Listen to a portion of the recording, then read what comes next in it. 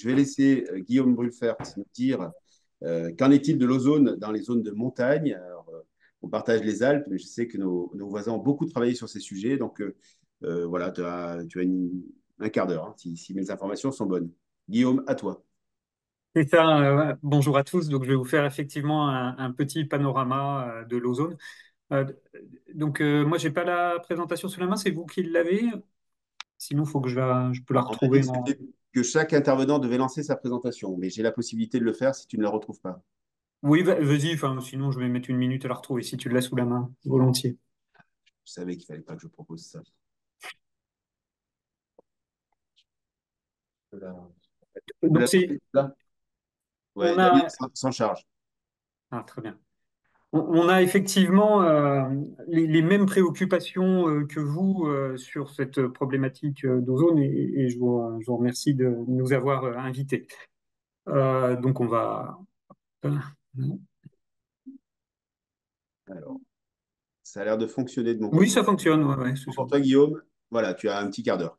Allez, c'est ouais, parti. c'est parti.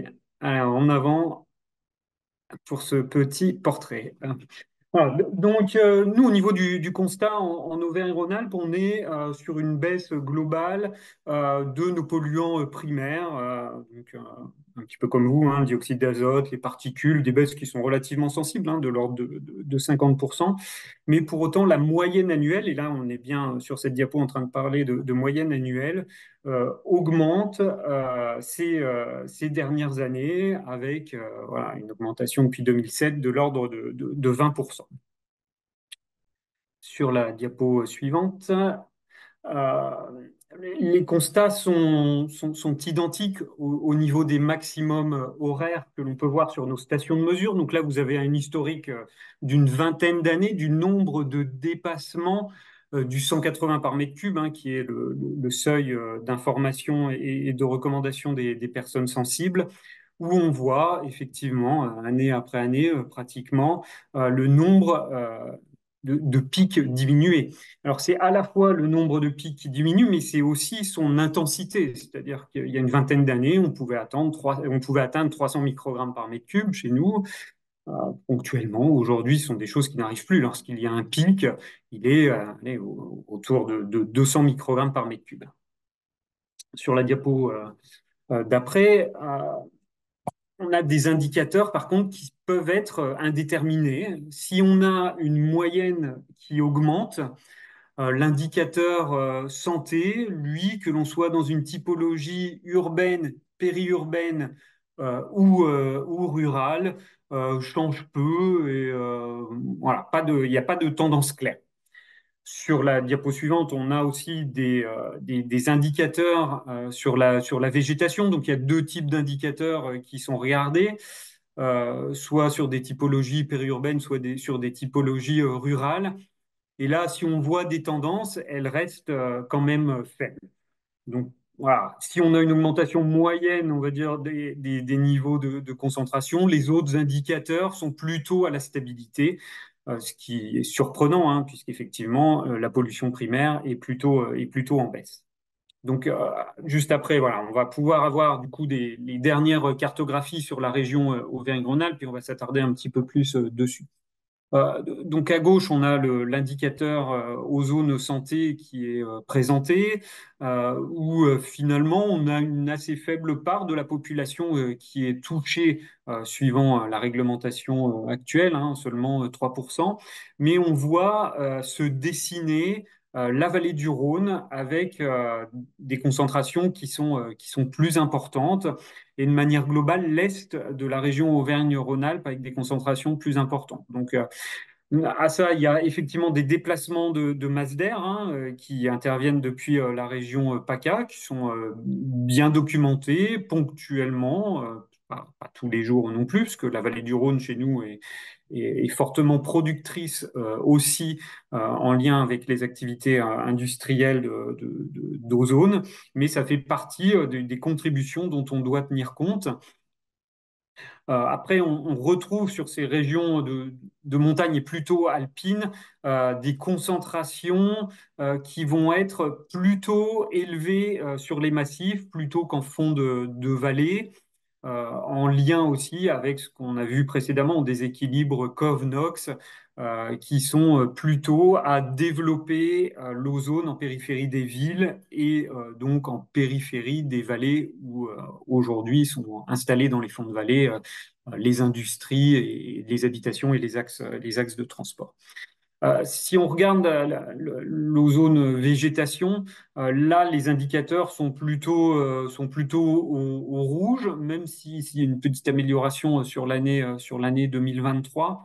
Et c'est particulièrement ça aujourd'hui qui est préoccupant, parce que ce sont des pertes à la fois dans les rendements agricoles, qui sont chiffrés en milliards d'euros à l'échelle de la France, et ce sont des atteintes à la forêt et du coup qui dit forêt dit puits de carbone et derrière du coup un stockage du carbone qui est moindre. L'ozone s'ajoute déjà aux ravageurs et aux sécheresses qui touchent les différents massifs forestiers. Sur la diapo suivante, on a cherché à anticiper la directive euh, en reprenant du coup au niveau de la population et de l'exposition de la population ce que l'on avait en 2022 et de regarder ce que ça deviendrait. Et donc effectivement, on passe de 4% de population exposée à 23% de la population exposée, donc on va dire d'une problématique qui n'était presque pas réglementaire, qui concernait, on va dire, uniquement la végétation, on passe, euh, si l'on ne fait rien, à des niveaux d'exposition bien supérieurs demain sur la population. Sur la diapo suivante. Si l'on cherche à regarder un peu comme vous les sources et les solutions, donc d'abord regardons les sources. Non, donc on a vu que c'était effectivement une dynamique complexe qui liait les COV, les composés organiques volatiles et les oxydes d'azote. Au niveau des composés organiques volatiles, c'est l'industrie euh, et le résidentiel qui pilotent les choses, donc les deux axes de travail principal. Et sur les oxydes d'azote, comme chez vous, on retrouve un transport routier extrêmement présent hein, pour pratiquement la moitié des émissions. Mais on l'a vu tout à l'heure hein, dans les diapos aux stations, on a bien une baisse significative des NOx et des COV. Donc là, ce sont les émissions hein, qui sont représentées depuis 2005, donc des baisses de l'ordre de 50% sur les émissions de NOx et de COV.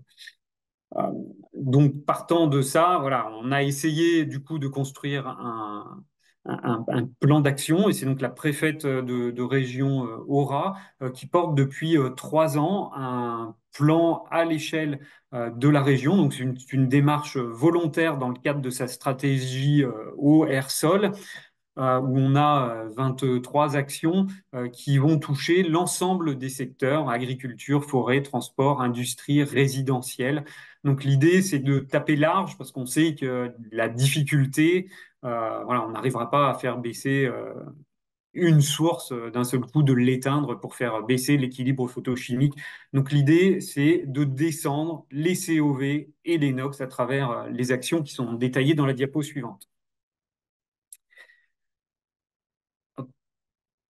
Voilà, voilà, on travaille par exemple sur l'alimentation bas carbone des animaux, sur les pratiques de méthanisation. Je pense que vous le verrez dans la suite des exposés, le rôle du méthane est important. Sur les méthodes forestières aussi, des labels bas carbone, le rôle de la forêt, remettre le rôle aussi de la forêt dans la production d'ozone, essayer de comprendre comment ça se passe, et particulièrement en été, voilà, des réductions de vitesse en ville, travailler sur la mobilité durable avec le télétravail, les vignettes critères, sans doute aussi comme dans votre région, de la fraude à l'AdBlue aussi, qui a été détectée de manière assez significative sur notre territoire.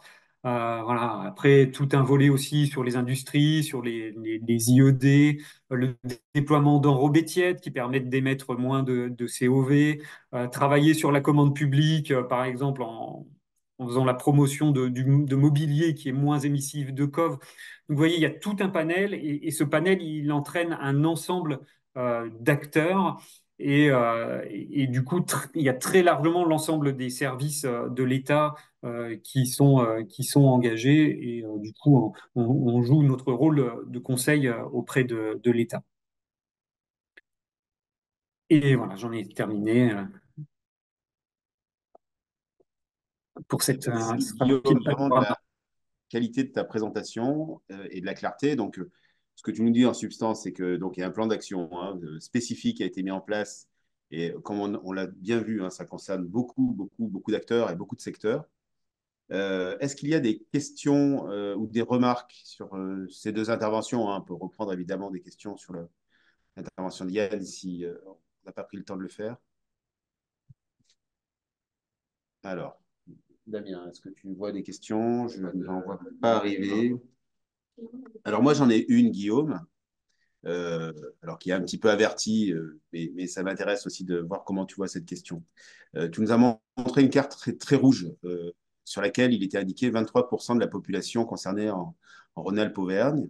Et finalement, on se dit, mais finalement, pourquoi est-ce que les populations sont aussi peu concernées? Donc, je te laisse le soin de nous répondre.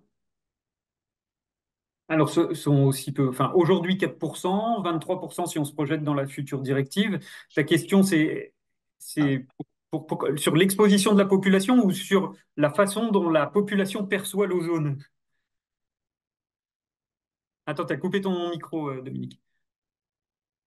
j'ai coupé mon micro. Le fait qu'on ait une tache rouge qui concerne une grande partie de la région, et en fait, paradoxalement, même si c'est une croissance évidemment de l'exposition, tu l'as bien dit, finalement, ça ne représente qu'un quart de la population. Oui, oui, bah, tout à fait, mais c'est les mêmes, enfin, c'est la même formation que chez vous. C'est que finalement, l'ozone va se développer en périphérie des grandes villes et où les niveaux de NO et NO2 sont plus importants. Donc, en ça, effectivement, votre indicateur qui montre une exposition totale aux photos Occident est intéressant. Après, on a quand même espoir de faire baisser les choses. On commence à percevoir des signaux sur certaines stations de stabilité, d'inflexion que l'on n'avait pas avant. Et la stratégie, c'est de faire baisser massivement les NOx et les coves et de ne pas avoir à choisir entre les deux. C'est-à-dire qu'effectivement, quand il y a un pic de pollution, est-ce que finalement, ça vaut le coup d'agir sur le NO2 pour faire descendre, alors que ça va pouvoir augmenter l'ozone? Question qu'on se pose en ville. Ben, le choix, c'est de réduire, de faire le meilleur choix pour réduire la somme des polluants. Et en ça, ça sert un peu aussi votre indice. Merci Guillaume. Et donc, il faut agir en effet sur les deux, hein, ça on le sait depuis longtemps et c'est très important de l'avoir rappelé. Alors, moi j'avais une pause sur mon programme, mais je pense qu'on ne va pas la faire parce que je ne vois pas trop comment on fait une pause en visio. Par contre, il y a une prise de parole. Pierre Charles. Pierre Charles. Oui, donc j'écoutais Guillaume là, parler de la baisse des oxydes d'azote et de la baisse des COV, alors, COV non méthaniques. Et Yann nous a montré des proportions d'émissions de COV non méthaniques et on voyait qu'il y avait une grande partie qui était en vert clair, je crois. Il avait attribué à l'agriculture. Alors, est-ce qu'il s'agit d'agriculture ou d'émissions, on va dire, de la végétation en général, hein? Et Dominique a rappelé tous les cystes, les C'est- chênes. c'est- Bon, C'était du biogénique, hein. C'est pas que voilà, l'agriculture, c'est c'est ça. vraiment les plantes d'une manière générale. Et, C'est pas là, voilà. chez Donc nous, ça, ouais. il faut faire attention, hein, c'est pas attribué à l'agriculture, c'est tout ce Mm. qui est d'origine biogénique. Végétal. Et donc, à ce moment-là, que devient la question qu'a posée, enfin, que devient ce qu'a dit Guillaume, de faire baisser ces composés organiques non volatiles, pardon, ces composés organiques volatiles non méthaniques, euh, s'ils sont pour beaucoup d'origine biogéniques. Alors peut-être là, c'est l'action, mais qui est à plus long terme et qui est beaucoup plus délicate, hein, de, de, de forcer le réchauffement climatique et d'essayer de le faire baisser, parce qu'il me paraît quand même évident que si les températures augmentent, certains végétaux, avant d'avoir pu s'adapter, vont émettre plus de composés organiques volatiles. Donc, Alors, Si je peux me oui, permettre vas-y, un élément de pardon. réponse. on en a Oui, aussi oui. sur la région, donc ça va être intéressant de compléter. Oui. Pour moi, la question ne se pose pas vraiment. Parce que il n'y a contribution des COV biogéniques que si la réaction se prolonge dans les zones rurales. Ce qui est important, c'est de couper la réaction au point de départ. Et au point de départ, on est sur des zones urbaines ou industrielles, avec des émissions de CO2 qui sont majoritairement issues des activités humaines. Et si on coupe les épisodes à ce niveau-là, ils se prolongeront pas de toute façon sur les zones naturelles. OK. Et alors, le diagnostic en Auvergne-Rhône-Alpes, il est aussi effectivement qu'une majorité des émissions de COV, c'est 70% nous, qui viennent de la végétation. Il faut déjà avoir en tête que tous les COV n'ont pas le même pouvoir de création d'ozone et qu'effectivement, lorsqu'on est sur une zone industrielle, ces COV vont bien entendu être beaucoup plus importants et avoir un rôle beaucoup plus important dans la formation d'ozone. Après, on est assez humble aussi parce qu'on est en train de mener, on vient de terminer une grosse étude bibliographique sur le sujet et de savoir ce qui se passe quand il y a un pic de chaleur au niveau des arbres et des émissions de COV. Est-ce que finalement, ça se coupe pas? Est-ce que les arbres ne se mettent pas en protection? Alors que c'est vrai pour certaines espèces d'arbres, pas pour d'autres. En altitude, il ne se passe pas la même chose qu'en plaine. Donc finalement, voilà, ce qui est sûr, c'est qu'on ne va pas pousser à couper des arbres, mais par contre, on mène une réflexion dans le cadre du changement climatique pour ramener ce facteur supplémentaire, cette contrainte supplémentaire, j'ai envie de dire, aux forestiers, de leur dire, bah ouais, il y a aussi des arbres qui sont capables de résister à l'ozone, et il y a aussi des arbres qui peuvent peut-être émettre un peu moins de COV et du coup, on va amener ça sur la table, sur le débat, mais dans un débat qui est extrêmement compliqué sur la forêt, qui aujourd'hui doit tout faire, hein. Accueillir de la biodiversité, stocker du carbone, rafraîchir, etc., etc. Donc le sujet est vaste, mais on y travaille sur la région. OK, merci. Bien, je vous propose de donner la dernière intervention à Alexandre Thomasson, collègue de Rhône-Alpes Auvergne, et après on enchaînera sur la présentation de Monsieur Ancelet.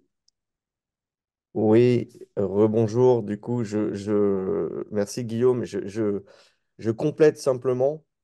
C'était la question en fait que j'avais posée tout à l'heure et qui revient sur le débat, mais vous avez très bien répondu. C'est le fait de couper complètement déjà la réaction au niveau des zones urbaines et notamment des NOx qui sont le premier moteur qui permettra de baisser ça. Et il faut rappeler aussi, c'est ça que je voulais rappeler, et tu l'as dit aussi Guillaume, c'est que quand même nos forêts, par rapport aux problèmes climatiques, sont quand même une source de décarbonation importante et ça, c'est quand même primordial par rapport à la problématique des COV. Merci, merci beaucoup Alexandre. C'est vrai que, bon, donc en message, et si certains auraient eu la tentation de faire comme les Californiens il y a 50 ans, on ne touche pas à la forêt, hein, évidemment, et on agit sur les autres sources. Mais elle est déjà bien largement malmenée, hein, comme vous le savez. On a un feu assez terrible hein, là, qui est en train j'espère, de s'arrêter dans le Var, hein, qui a déjà couvert 600 hectares. Donc voilà, hein, les humains sont aussi capables de détruire la forêt de façon volontaire, hein, parce qu'apparemment, c'est pas du tout naturel.